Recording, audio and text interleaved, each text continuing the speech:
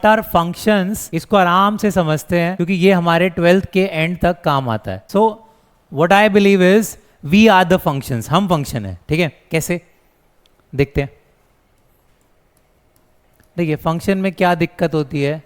Function एक ही चीज को एक्सेप्ट नहीं करता है. फंक्शन कहता है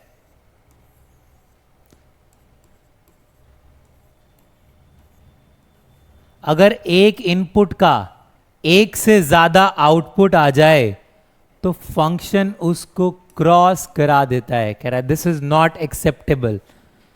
ठीक है, अगर एक इनपुट का एक से ज्यादा आउटपुट आ जाए तो फंक्शन उसको एक्सेप्ट नहीं करता.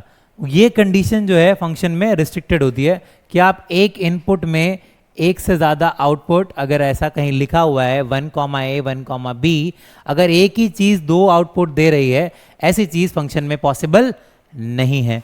Now what next. देखिए फंक्शन में ऐसा हो सकता है बेटा कि बहुत सारे इनपुट एक जैसा आउटपुट दें. जैसे फॉर एग्जाम्पल हम एक टेस्ट लेते हैं, क्लास में कंडक्ट करते हैं 20 नंबर का. ठीक है, और अलग अलग बच्चे बैठे हैं. मान लीजिए क्लास में 10 बच्चे हैं, तो कोई भी 2, 3, 4, 5 बच्चों का, या फिर हो सकता है कि मैं क्लास में हो ही नहीं, सबने चीटिंग कर ली और सबके 20 में से 20 आ गए. तो ऐसा पॉसिबल है. बहुत सारे बच्चों का सेम रिजल्ट आ सकता है. मगर क्या ऐसा हो सकता है कि एक ही बच्चे का टेस्ट चेक हो और उसके 5 नंबर भी आ जाएं और उसके 20 नंबर भी आ जाएं? ये तो पॉसिबल नहीं है आदि. No sir. तो फंक्शन में ये पॉसिबल नहीं है कि एक इनपुट एक से ज्यादा आउटपुट नहीं दे सकता. अगर ये कंडीशन होगी तो फंक्शन नहीं है, लेकिन ये कंडीशन फंक्शन में जस्टिफाइड है. Is that clear? This is what function की बेसिक बात. ठीक है, अब फंक्शन जो होता है बेटा, वो एक तो हमने इसमें पढ़ना है कि इसके टाइप क्या होते हैं. ठीक है, और उन टाइप में एक चीज पढ़नी है कि फंक्शन में ना 3 चीजें होती हैं. एक होता है डोमेन, एक होता है कोडोमेन, और एक होता है रेंज. हमें ये तीनों चीजों को अच्छे से पढ़ना है और इसको जस्टिफाई करना है कि ये क्या होता है. डोमेन, कोडोमेन और रेंज. देखिए डोमेन क्या है? Domain is what input that we are putting in. हम क्या इनपुट डाल रहे हैं वो हमारा डोमेन है. ठीक है, जैसे फॉर एग्जाम्पल फिर से वही टेस्ट पे आते हैं. अब एक टेस्ट है, मैंने अनाउंस करा कि मैं अगले हफ्ते एक टेस्ट लूंगा 40 मार्क्स का. ध्यान से सुनना. तो अब उस टेस्ट की तैयारी के लिए आप जो भी एफर्ट मारोगे, जो भी इनपुट आप करोगे, दैट इज डोमेन. ठीक है, अब उसमें क्या होगा? अच्छा मैंने क्या बोला कि कितने नंबर का टेस्ट है? 40 नंबर. आपको ये तो पता है कि मैक्सिमम कितने आ सकते हैं? 40. तो जो मैक्सिमम पॉसिबल आउटपुट होता है, दिस इज व्हाट, ये मैक्सिमम पॉसिबल आउटपुट है. आपको पता है कि यही आउटपुट आ सकता है, इससे ज्यादा नहीं. और रेंज क्या होता है? अब टेस्ट हुआ, चेक हुआ, आपके नंबर आ गए, तो जो आपके मार्क्स आते हैं दैट इज एक्चुअल आउटपुट जो होता है, उसको हम रेंज कहते हैं. तो what is domain, codomain and range. लेकिन इसको अलग अलग फंक्शन के अलग अलग तरीके से पढ़ना जरूरी है. ठीक है, तो अभी हम आज का टॉपिक शुरू करेंगे, that is type of function. तो सबसे पहला टाइप जो हमारे पास है बेटा,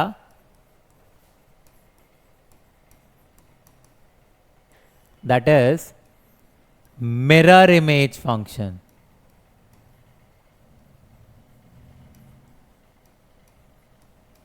अब इसको मिरर इमेज क्यों कहते हैं ये समझना पड़ेगा. ये फंक्शन है, देखिए जितने भी फंक्शन पढ़ रहे हैं सारे फंक्शन है बेटा real valued function. Real valued मतलब जिनका हम जो मान के चल रहे हैं कि वो आर से आर पे डिफाइंड है. R is what? Real number. तो we are only talking about real valued function. So we are only talking about real valued function. देखिए क्या होता है भाई mirror image function, that is F x is equal to x.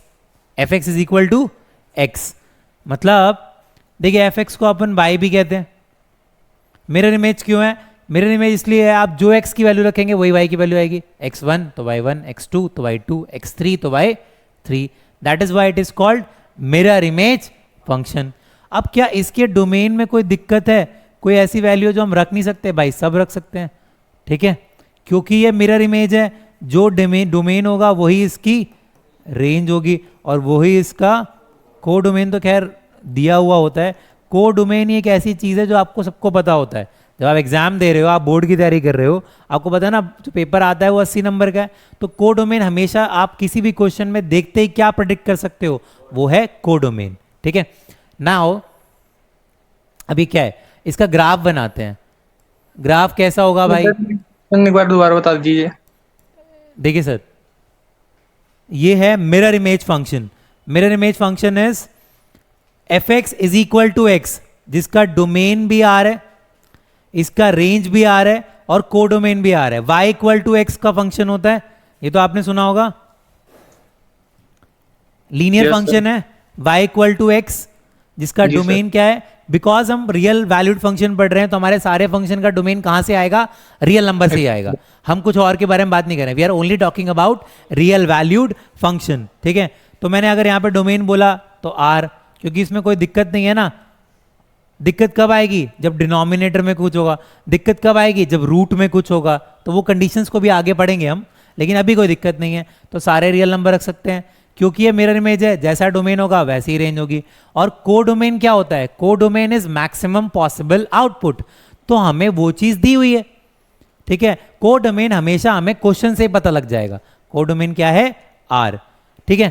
अब इसका graph बनाते हैं। तो बेटा क्या है, ये 1 पे 1 देगा, 2 पे 2 देगा। इसका ग्राफ ना कुछ ऐसा बनता है, स्ट्रेट लाइन, ठीक है। अभी इसको आगे हमें डिस्कस करना है। इसके ग्राफ को हम एज अ मिरर भी यूज करते हैं, that's why it is called mirror image function. अभी आगे हमारा एक टॉपिक है जिसको हम बोलते हैं इनवर्स निकालना किसी फंक्शन का। तो ये जो लाइन है ये एक मिरर इमेज की तरह एक्ट करती है। अगर आपको किसी भी इनवर्स फंक्शन का ग्राफ निकालना है तो आप इस लाइन को एक मिरर की तरह ट्रीट करके, यहाँ मान लीजिए साइन एक्स का ग्राफ है, साइन एक्स का ग्राफ यहाँ होगा। आपने अभी इनवर्स फंक्शन पढ़ा नहीं है तो उसके इनवर्स का ग्राफ दूसरी तरफ होता है। तो इस लाइन को आप मिरर की तरह यूज कर सकते हैं। खैर अभी आपके लिए इतना काम का नहीं है, आगे पढ़ेंगे इसको, ठीक है। तो ये समझ में आया। नेक्स्ट है बेटा हमारा, इसको बोलते हैं सिग्नम फंक्शन।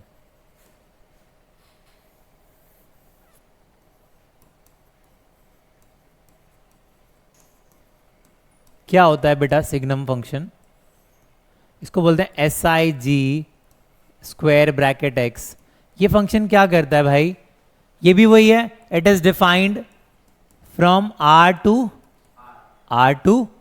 R। लेकिन इस फंक्शन की कंडीशन क्या है? अगर x लेस देन 0 होता है, अगर x की वैल्यू नेगेटिव होती है तो ये आंसर देता है -1। अगर x की वैल्यू 0 होती है तो ये आंसर देता है 0। और अगर x की वैल्यू होती है ग्रेटर देन 0 या कि पॉजिटिव नंबर, तो ये आंसर देता है +1। इसके अलावा कुछ नहीं, ये 3 ही आंसर देता है। तो अगर आपको डोमेन की बात करें तो x की कोई भी वैल्यू आप रख सकते हो, तो डोमेन तो रियल नंबर ही होगा। कोडोमेन मैंने जैसा बताया कि वो तो क्वेश्चन में ही दिया होता है, तो कोडोमेन कितना होगा बेटा? R, ठीक है। और रेंज कितनी होगी इसकी? रेंज क्या होगी भाई? -1, 0 और 1। Is that clear? अब इसका ग्राफ प्लॉट करते हैं। Yes, sir. देखिए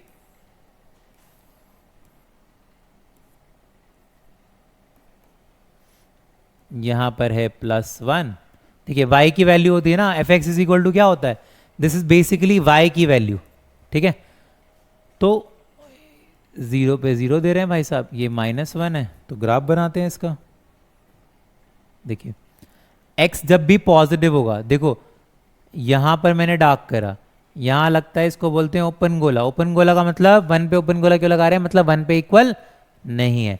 लेकिन सारी x की पॉजिटिव वैल्यू के लिए क्या आंसर देता है? 1। यहां भी लगेगा ओपन गोला क्योंकि -1 पे इक्वल नहीं है, और सारी नेगेटिव वैल्यूज के लिए आंसर क्या देगा? -1। Is that clear? आगे बढ़े। जब भी नेगेटिव होगी तो आंसर देगा। मान लेते हैं, चलो इसके कुछ एग्जांपल्स डिस्कस कर लेते हैं। अगर मान लीजिए सिग्नम ऑफ -3 होगा तो ये आंसर देगा -1, और सिग्नम ऑफ 3000 होगा which is a positive number, तो आंसर देगा 1। आई बात समझ में? और अगर सिग्नम ऑफ 0 होगा तो आंसर 0 देगा। क्लियर? ठीक है, देखिए अगला है थर्ड टाइप। ये होता है बेटा polynomial function.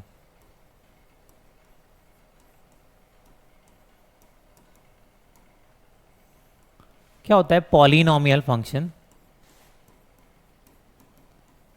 a0, a1x1, a2x2, this is a journal form of polynomial. Polynomial आप पढ़ चुके हो ऑलरेडी, लीनियर, क्वाड्रेटिक, क्यूबिक, ये सब पढ़े हैं आपने। देखिए बार बार मैं आपको एक बात बोल रहा हूँ कि अगर डिनोमिनेटर में कुछ नहीं है तो डोमेन में कोई दिक्कत नहीं आती है। आप कोई भी ऐसे हो कि रियल वैल्यूड फंक्शन में कोई भी प्रॉब्लम नहीं आ रही है। डिनोमिनेटर में दिक्कत क्यों आती है? क्योंकि डिनोमिनेटर में जीरो एक्सेप्टेबल नहीं होता। तो खैर उसको आगे पढ़ना है तो तब डिस्कस करेंगे उसको, अभी यहाँ देखते हैं। ठीक है, now what is this polynomial function? ठीक है, पॉलिनोमियल फंक्शन क्या होता है? तो एक काम करते हैं, इसमें डिस्कस कर लेते हैं। y is equal to x square, या you can say f x is equal to x square. तो ये क्वाड्रेटिक पॉलिनोमियल है। ठीक है, अब क्वाड्रेटिक पॉलिनोमियल, ठीक है, हमारा फंक्शन तो वही था, defined from r to r। अब यहां कुछ रिस्ट्रिक्शंस आएंगी।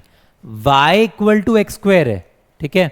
अब y equal to x square है बेटा, तो जब हम इसमें कोई भी नंबर रखेंगे तो आंसर क्या आएगा? जब भी पावर स्क्वायर 4 6, जब भी पावर इवन होती है, अगर हम नेगेटिव भी रखेंगे तो क्या आंसर देगा? पॉजिटिव। तो डोमेन में तो कोई दिक्कत नहीं है, डोमेन तो इसका रियल नंबर ही होगा।